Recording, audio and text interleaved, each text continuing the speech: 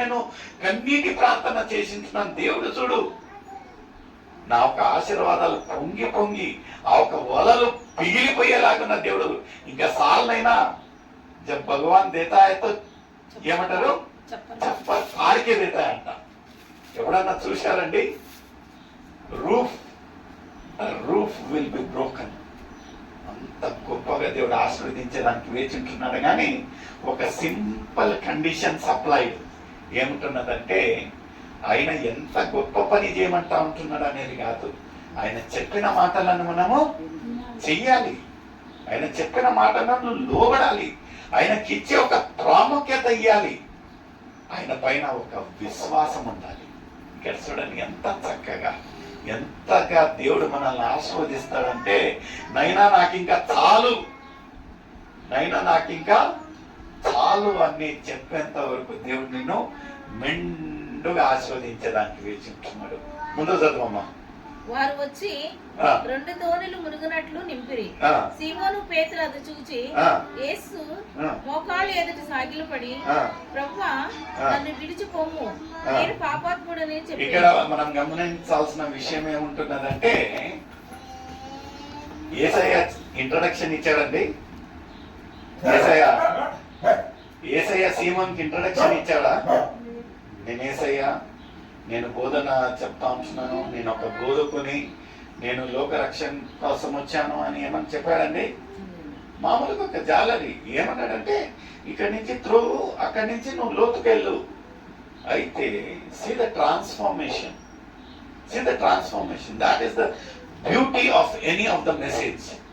మనం అనుకోవచ్చు, ఈ యొక్క వాక్యంలో ఏముంటున్నది, ఈ యొక్క దైవ సేవకంలో ఏముంటున్నది, ఈ యొక్క ఆలయంలో ఏముంటున్నది, ఈ యొక్క సహవాసంలో ఏముంటున్నది అనేది మనం అనుకోవచ్చు. కానీ నిర్లక్ష్యంగా, but when you see the supernatural things happening in your life, మన ఒక ఆత్మీయ జీవితాలలో దేవుడు చేసి ఒక కార్యాలు మనం అనుభవించినప్పుడు, సీమోనుకు ఏం చెప్పలేదు యేసయ్య, రా మోకరించు, రా నన్ను నొక్కు, నువ్వు ఏమంటావు అన్నారంటే మారు మనసు పొందు, ఏం చెప్పలేదు. అయితే ఇతనికి అనిపించేదంట, ఆ ఒక వాతావరణాన్ని చూసి, ఆ ఒక స్థితిగతులను చూసి సీమోన్ ఏం చేశాడంట అండి, యేసు మోకాళ్ళ సాగిలపడి ప్రభువా నన్ను విడిచిపోము, నేను పాపాత్ముడని చెప్పాను. He started feeling the guilt. ఆయన మనసు నొచ్చుకున్నాడు. ఆయనకు ఒక పశ్చాత్తాపం వచ్చింది. మనముగా ఇక్కడికి వస్తాము, దేవుని యొక్క సన్నిధిలో వస్తాము, దేవునికి ఆయాసకరమైన ఎన్నో క్రియలు చేస్తాము. అయినను మనలో అలాంటి ఒక పశ్చాత్తాపం ఉంటున్నదా? మనము పాటలు పాడతామండి, తర్వాత ఆరాధనకి వెళ్తాము. ఆరాధనకి ఎందుకు వెళ్తామంటే, మనల్ని మనము సిద్ధపాటు చేసుకుంటూ, ఇంకా ఏమన్నా దేవా నేను పరిశుద్ధ స్థలం నుంచి అతి పరిశుద్ధ స్థలానికి వస్తా ఉంటున్నాను, నీ యొక్క సన్నిధికి లోతుగా వస్తా ఉంటున్నాను. దేవా నాలో ఏమన్నా నీకు ఆయాసకరంగా క్రియలు ఉన్నట్లుగా అయితే దయతో నీ యొక్క పరిశుద్ధ రక్తంతో కడిగి నన్ను శుద్ధీకరించు. ఇక్కడ ఈయన పశ్చాత్తాపన్నాడంట. ఏమన్నాడంట? తండ్రి నేను ఒక పాపిని, నన్ను విడిచిపోము. చూడండి ఎంత గొప్ప మాట. యేసయ్య చెప్పొచ్చు కదా, నువ్వు పాపివి, మోకరించు, గద్దించవచ్చు కదా. ఆయన ఏం చెప్పలేదు. ఆయన ఒక క్రియలు, the action speaks more than the words. అంటే మన ఒక క్రియలు మాటల కంటే అతి గొప్పగా కార్యాలు చేస్తాయి. మనం ఎంత మన డబ్బాలు కొట్టుకున్నా ఎవరు మనల్ని ఇచ్చే ఒక స్థానము, మనకిచ్చే ప్రాముఖ్యత అంత ఇస్తారు. అది లేకుండా మన ఒక క్రియలను చూసినట్లయితే వాళ్ళకై వాళ్ళు తెలుసుకోవాలి, ఫలాని సో అండ్ సో అని. ఇక్కడ ఒక పేతురు తెలుసుకున్నాడు, సీమోన్ తెలుసుకున్నాడు. ఆయనకు అనిపించింది, లేదు ఈ యొక్క పరిశుద్ధుడు నాలాంటి ఒక పాపి దగ్గర ఉండకూడదని ఆయన చెప్పాడినట్టు మనం చూస్తూ ఉంటాం. మొదలు చదవమ్మా. వారు పట్టిన చేపలు రాశికి అతడును అతనితో కూడా ఉన్న వారందరూ అలాగున సీమోనుతో కూడా యాకోబును యోహానును యోహానును విషయం ఉందిరి. ఇక్కడ చూడండి, ఆయనతో పాటు బై 1 get 1 ఫ్రీ అంటారు కదా.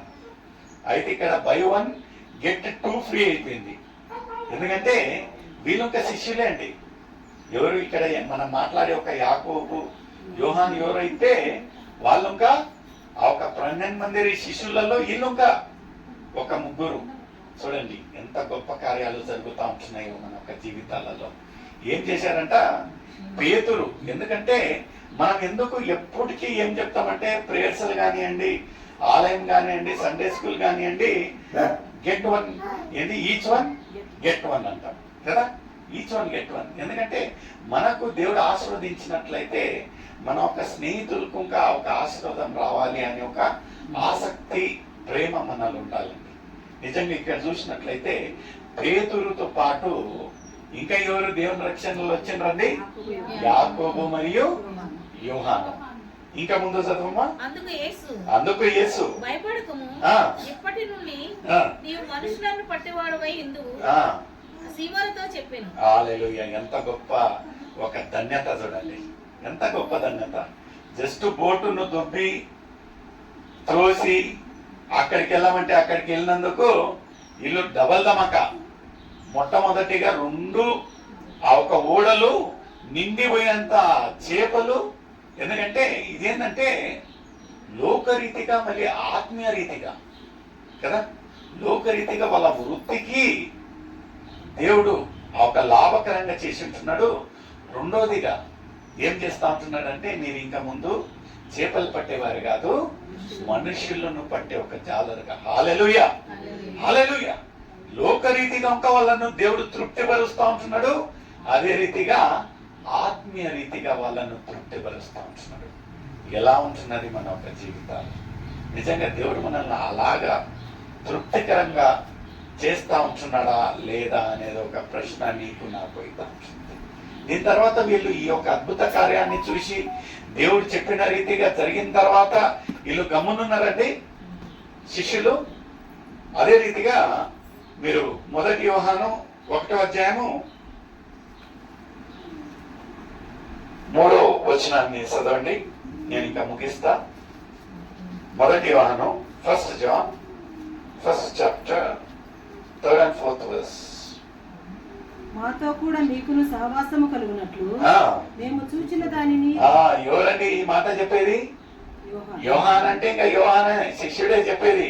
ఏమని చెప్తా ఉంటున్నారంటే మేము మాతో కూడా మీకును సహవాసము కలుగునట్లు మేము చూసిన దానిని వినిన దానిని మీకు తెలియజేయుచున్నాము.